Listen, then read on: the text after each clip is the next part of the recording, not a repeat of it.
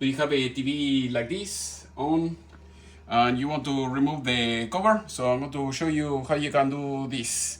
So basically this it works like that. You have to remove the screw that you have here on this, in this area here, and all you have to do is, once you remove the screws that you see here in this area, all you have to do is just lift it up and it will come loose. So as you can see, it has a locking mechanism that you see here in this area, so that will lock in that place, and then the rest, it will lock in this place, and that's it. So that is basically how you can take it out.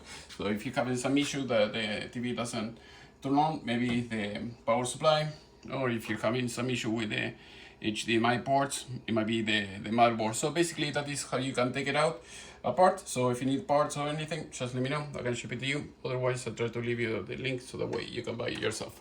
So this is the TV. As you can see, if you need anything, just let me know, and see you next time.